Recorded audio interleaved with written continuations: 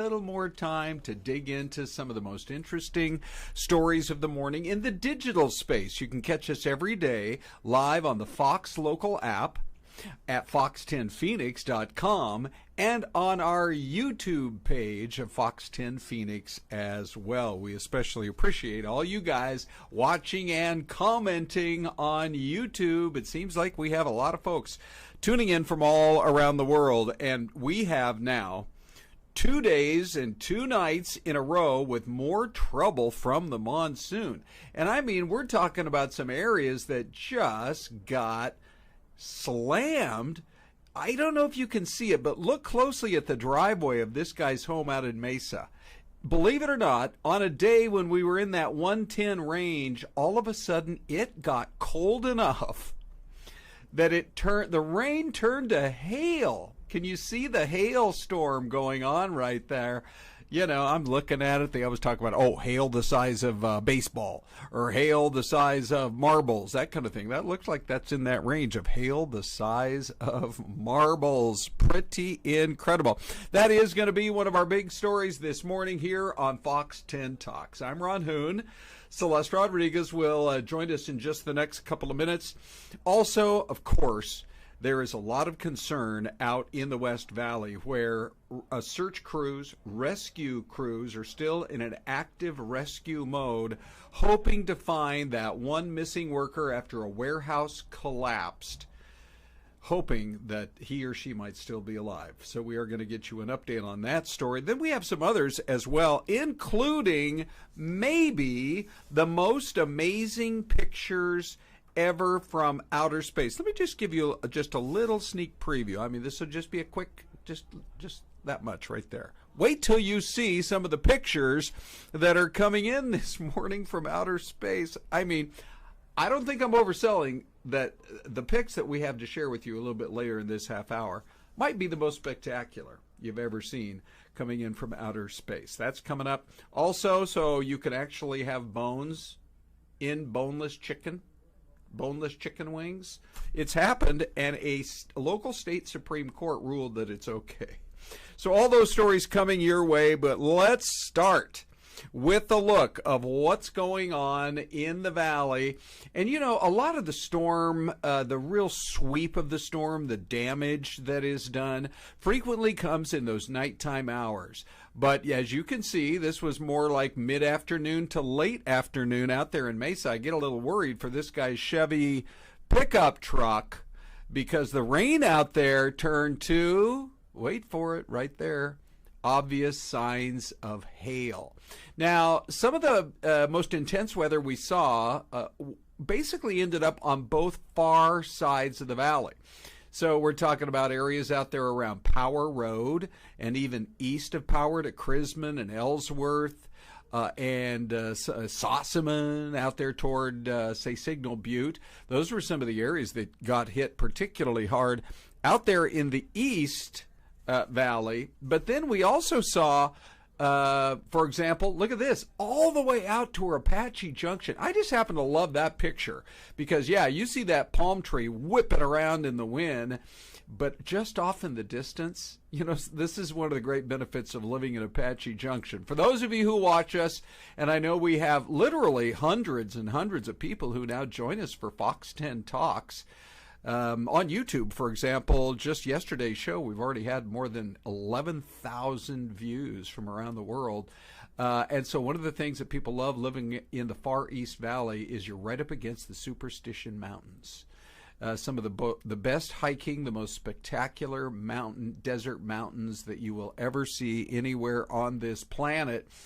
And this guy in his backyard snapped that picture and then sent it to us. So Hockey Kalpak, thanks for that great photo. So then, though, you go all the way out west, and we had some very intense winds that did plenty of damage all the way out in Buckeye. So, I mean, if you were to hop in your car and drive from Apache Junction to Buckeye at rush hour, that's going to be an hour and a half's drive, maybe even longer. So it's tough for the weatherman to really predict what's going on because guess what? Once again, Sky Harbor Airport with no rain. It's 2 nights in a row of big rains in many parts of the Metro Phoenix area. We got 5 million people living here. But at Sky Harbor Airport, which is where they have the official weather station rain gauge, again, really nothing to report there. I swear they're in their own little miniature dry heat island. Who knows what the story is there? But yeah, the rain and the wind and the hail and the lightning has really been really very incredible for us out across the whole Valley of the Sun. There are other places in the USA that look peaceful, not stormy, and the kind of place that you would want to spend a little bit of time. So that's a preview of a shot we're going to have for you in just a little while. But we are also going to be focusing not just on our weather today, because here we are now approaching, let's see, it's been more than 36 hours since a massive warehouse collapsed out in the West Valley, and we continue to cover the big story for you because crews have been out there. They get a structural engineer who comes out on site, and this is for those of you who are local here in the Valley. It's out in that area around 49th Avenue and Van Buren. There's been an explosion of building of warehouses from one end of the valley to the other. And I mean, it has really been remarkable. It's actually one of the great stories of a transition in our economy. They keep building these warehouses, because the hope is that more manufacturing is going to be done here in the U.S., that we become less reliant on other countries, and then it's stored here in the USA as well before it's shipped out on rail lines like the ones you see right there. So you've got crews that are out there. They have these technical rescue teams. Some of the best in the country are right here in the Valley of the Sun. So that's one good thing they've got going for them. You have to wait for a structural engineer to sign off on any movement on top of what's left of this huge warehouse. Now, in case you missed our coverage yesterday, this is what it looked like when some of those huge slabs just kind of caved in on themselves as the roof line started to go. And amazingly, everybody who was inside managed to get out of there when the storm hit. But the concern has been really since late night before last, or this is going into Wednesday night, that there was one employee at this warehouse facility that was unaccounted for. And we had our photojournalist Rick Davis out there on scene describing what he was seeing earlier this morning on Fox 10 TV, and then we had our Dominique Newland reporting from out on the site, and Celeste joins. Celeste, I thought one of the most interesting things that Dominique had to share with us this morning was that you have family members who are hoping against hope that their loved one, who is still somewhere inside that rubble, found an area where, even though the collapse of the structure was partial, not complete, but still so destructive, just hoping that maybe he or she might still be found alive. Because they pointed out, we had one guest on the show this morning who says it is not out of the realm of possibility that as much as 3 or 4 or 5 days in, well, more in like an earthquake scenario, where a building has been flattened and yet someone is still alive. And that's what they're hoping for here as we approach the 2-day mark. Well, they're definitely dispatching every resource possible, right? They've used drones and dogs, and there was a bit of hope a couple of days ago, or was it yesterday, when the dogs kind of spotted something and they dispatched crews to one area they thought maybe the dogs had found something. Unfortunately, they did not in that area. But it has happened in other countries where you have these big earthquakes and people rescued from the rubble, and days later, many days later, people are found alive. So I think there is still a chance. And they stopped the rescue, if you recall. They stopped the rescue because they were afraid of structural collapse. I believe it was very early yesterday morning, around 2 a.m. And so now they have those big cranes that they brought in to help. Yeah, I mean, they're deploying all the resources that they can possibly use. And excuse me, you see that the part of the building that was destroyed is a pretty sizable percentage. But there are still some areas where the roof line is still intact, and they are saying that they're going to focus their search not so much on the edge of the building where all those concrete slabs collapsed. And yes, I'm sure that is something that is going to be investigated. How could something like this happen? I have no idea, but there are thousands of these warehouses, some of which have been around for a long time, but many of which have been built just in the last 5 years or so.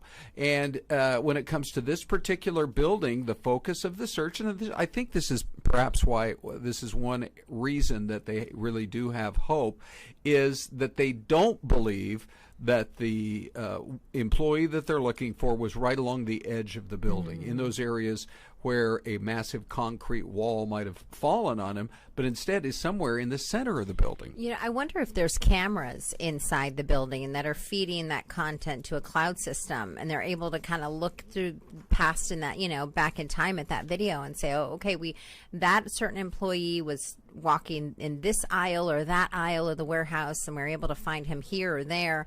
I mean, that might be able to help, you know, some of the rescue workers too. I don't know. I haven't heard of anything like that, but these days you have cameras in businesses everywhere. Yeah, and here's another view that I wanted to share with everybody, because it shows you what a big-time operation this is. I mean, they had all sorts of vehicles that were there kind of in that loading dock area.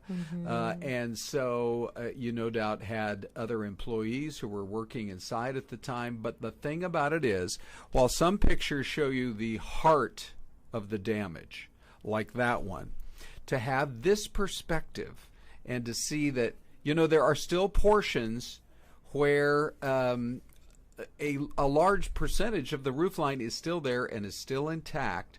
And obviously the hope would be that that is, you know, in some area he's trapped, he or she is trapped and not able to just get out of there, but might have survived. Yes, absolutely. All right, we are going to continue to follow that story for you as the morning goes on. But another big story this morning is coming regarding the 2 astronauts that are literally stuck in space, floating above the Earth on the International Space Station. And right now, they have no idea when they are ever going to be able to come home. Do you recall when this first was announced? They said, oh, they have plenty of food. Yep. All their resources are taken care of. And I was thinking, oh, man, you know, how long can they survive? Like when you talk about plenty of food, they have 30 days of food or 60 days of food. Yeah. But now we don't know any of that for sure. Yeah, they were supposed to have launched the Starliner capsule and returned home to Earth and already been back on the ground for more than a month. So this is, you know, frequently when you're dealing with, you know, calculations and everything from geometry to science to aeronautics and the rest, you hope that they can come up with a solution within a few days. Well, it's stretching week after week after week. And the news for Boeing, I mean, they could use any good news, and so far that just doesn't seem to be out there. So they do say that they are not going to bring Butch Wilmore and Sonny Williams home until they are 100% sure that the thruster problems with the Starliner, with the capsule, and the helium leaks have all been resolved. Okay, so how do we do that? Right? How do we fix the helium leaks? How do we fix those items in space? And do these 2 astronauts have the tools they need to fix it while up there? It seems like that would have been a part of the guide, like the training manual, in terms of what are the resources we have on board up here. I think there's a lot of questions that have been left unanswered, and maybe somebody needs to come forward and hold a press conference and explain what's happening. Yeah, I think that would be a great idea. And have we heard from these 2 astronauts? Do we know how they're doing? Right? Yeah. We've heard some from them, but yeah, we need more answers, and we need more like daily or, you know, weekly updates on here's what we're trying to do to fix it. There's a good news story coming in from space, and that is coming up.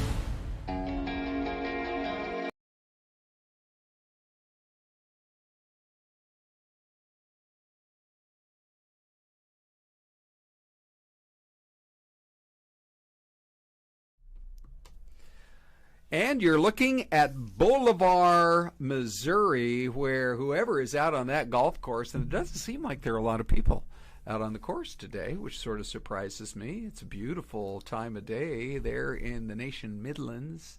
And this golf course, look, we just got one lady working on her putting skills. You know what, Ron? That's where the golf game is won, is in the short game. Correct. So this woman knows what she's doing. Drive for show, putt for dough. That's right. She's ready to win some money and trophies and the whole thing. I keep just looking for any cart, just anybody coming by. I mean, it seems like such a beautiful way to spend the day. So Missouri is one of those states, other than going to Kansas City, and let's see, where else? They probably have good barbecue there. And I've been to the airport in St. Louis, and that is about it. But it's a beautiful-looking state. Yeah. I bet it is. Yeah, for sure. Okay, let's move on to our next story, which has to do with, and once again, I'm hoping we're not overselling, but I don't think so, because Celeste, right at 10 o'clock, I said. These could very well be the most spectacular pictures you have ever seen from outer space. And there's a great backstory, too. So let's start with this one. And so the story goes that NASA has been putting out these pictures to celebrate. It's been 25 years since the launch of the Chandra X-ray Observatory. And obviously, they have the most incredible telescope you would ever see. But look at, for example, we have a supernova. And then I'm going to show you in a second here the other one, too. So there's a supernova and there's a nebula. Okay. That is literally thousands of light years away from Earth. Wow. So the images that you are seeing have been traveling at the speed of light from thousands of years ago. Yeah. What about that? That's pretty cool. And I don't think you're overselling it. I think this, my friend, is pretty amazing. Yeah. Kidding. Isn't it? It was just spectacular when you can see the photographs they're able to take from space. Right. That's not a DSLR. I don't think that's I don't like even think it's an iPhone 11 like I still have. Oh, wow. Ron, really? Yeah, I think you might be able to get that as a trade-in for $200. Right. You know what I'm waiting for? I'll tell you what I'm waiting for. The flip Celeste. phone. No, I don't care about the flip phone. But I would like the ability when you're shooting a video to be able to flip the camera. Oh, Why can't they get that figured out? I don't know. We can get images from space from thousands of light years away, and you can't get the camera to flip from one side to the other when you're shooting a video? They're holding out. They're holding out because they want to charge you $2,000 for that one. Oh, brother. So get ready. Celeste, you are a super shopper consumer. You know the way the world works. And I'm not buying it. I'm not buying it. All right, let's show you the second picture now because you just saw the beautiful, this incredible shot. Now, how about this one? Ready? Just give me your first reaction when you see it. Ooh. Are you kidding me? That looks very almost prehistoric, doesn't it? Yeah. I mean, it's like you're inside a multicolor kind of warped version of Bryce Canyon. Or even like in some sort of like movie about like space wars. You know what I mean? Like it looks like or some sort of monster in space. Yeah. You know? Yeah, no kidding. So, yeah, like a space monster, that's for sure. And just look at the colors and the hues that are out there. And I point out, once again, in case this isn't mind-boggling enough for you, what's on the other side? What's out there 50,000 light years away? Wow. It's just, that's one of the hardest things. Anytime I think of it, I just have to shut off my brain after a few minutes because you can't comprehend something that is never ending. That's right. Unless it does end out there somewhere, we just haven't reached it. Well, I think it may end at the other planet, right? It's like from point A to point B. So You we're mean- heading to Mars. Okay, so if you go all the way to the very edge of space, that it turns out the joke's on us, it's circular, and you're looking at the backside of Earth. Maybe. Earth's badonk. Yeah, for sure. Anyway, thank you to NASA for putting those pictures out and showing us the nebula and the supernova. All right, Celeste, let's talk about, let me just show you live here. Okay. That area. So again, for our viewers who are not all that familiar with the Phoenix Metro, We have lots of mountains. we have a lot of mountains here. They used to say that it was a city surrounded by mountains when it ended like north of Camelback. I mean, that was like 60, 70 years ago. Now it is a city that surrounds the mountains, because on the other side of those mountains that you see right there, you can go another 25, 30 miles and you're still in population. You are, because you have the Phoenix Mountain Preserve Yep. north of Mummy Mountain. Yep. And then you have the mountains in Carefree and in Cave Creek. Black Mountain, Ooh, I think, is yeah. up there. Yeah. And then you go a little bit farther north and you raise an elevation and you're up there at Sunset Point, Yep. right? Yes. That rest area on the top of the hill. So why are we showing you these pictures? Because you have all kinds of workplaces here where people are working. You have some schools, yeah. more in the foreground, the school. Over to the right, you got a hotel. Further beyond, some office buildings. More to the right, a big hospital. And then more to the left, all kinds of office buildings and high-rise residential, With that lots kind of of thing. cubicles. And yet, and most of these workplaces, are there ever going to be any more workplace birthday parties? Look at this poor fellow right here, They Celeste. need to celebrate. Correct. Let's say that one of the things he was looking forward to after being hired by this generic computerized operation was, I wonder, hey, you know, I can't wait to find out how this place celebrates my birthday. Yeah, and almost like he has a koozie right there to the right of his mouth. Yeah, sure. But they do need to celebrate. Come on, man. So the new trend, I hate to bring it to you guys if you like celebrating birthdays, are we on the very cusp of the end of office birthday parties along the lines of this? 3 different reasons why it's fading away. Okay. Number 1, I love the way we told it in our script earlier this morning, Celeste. It was fantastic. Some remote workers don't want to drag themselves into work for a small birthday party. It's like, what? Come on, right?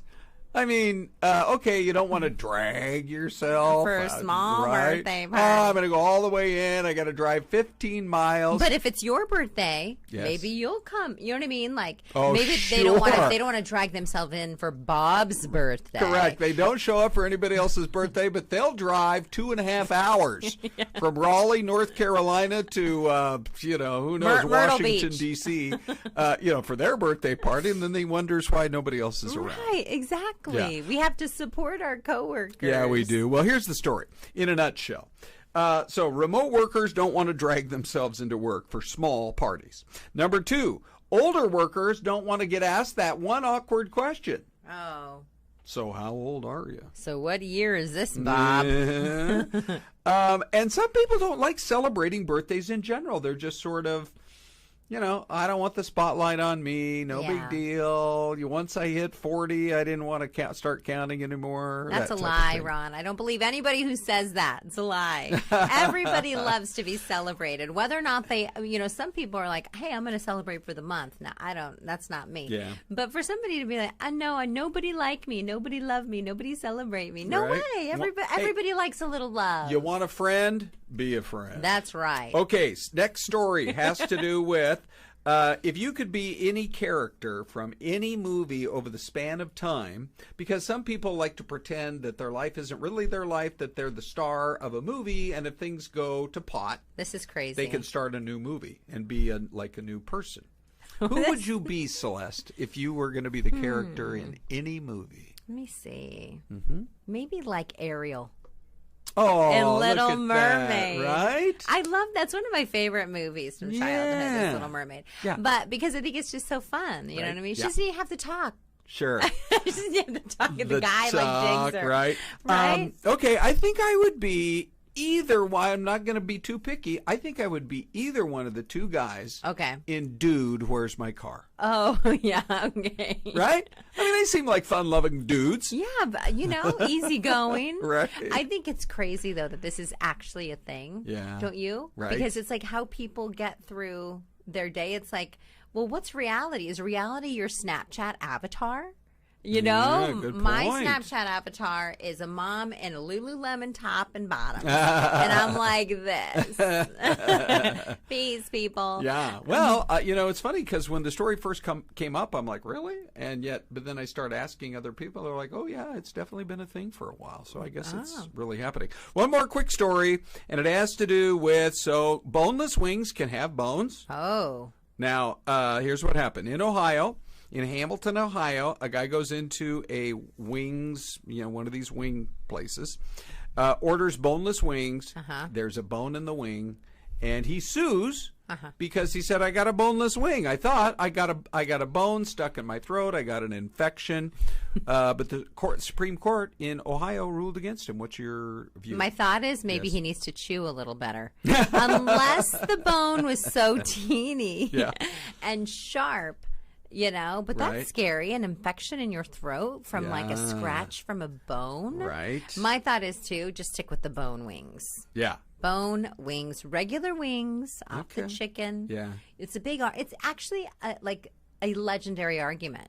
Are boneless wings really wings? Okay. Celeste, it's a deep thought. I don't know if I have the brain power on a Friday to even think that one through. Or the time left in our show. Let's go to the mystery cam. Our Dean Fazzini is once again lined up this is kind of interesting. Okay, we're on the water somewhere. Yes, we are. Is that one of the Great Lakes? We've been doing a couple of Great Lakes cities lately. But it looks more tropical because of the palm trees. But tropical, I don't think it's California. I don't see it anywhere on the West Coast. I think maybe. Do you think it's more Gulf Coast? Because Atlantic, maybe we would see more waves. Right. Maybe. Yeah. It's very. You just look at the. How green the grass is and everything else. Very tropical, go like very Floribama humid. or some Floribama. Okay. So in other words, you're choosing two states, Florida and Alabama? Well, that's an actual place, Could you just choose one? Yeah, no, that's right, true. But would you just choose one state, Celeste? I'll go I'll choose the other I'll go one. Alabama. Okay, then I'll go Florida. And let's see. Here she is on the Celeste cam. Is it Alabama, Florida, or somewhere else? Oh, we were close. Mississippi. Oh, for we were goodness close. sakes. Gulfport. Yeah. But we were at least on the Gulf. Hey, if you would like to communicate with us, it's so easy. We do this show every morning at 10 live, and then you can watch it as the day goes on YouTube. Fox 10 Talks at fox.com. Celeste, what do you say? Shall we or shall we not wrap it up this morning? Let's do it. Okay. But reach out to us on Instagram. Yep. Ron?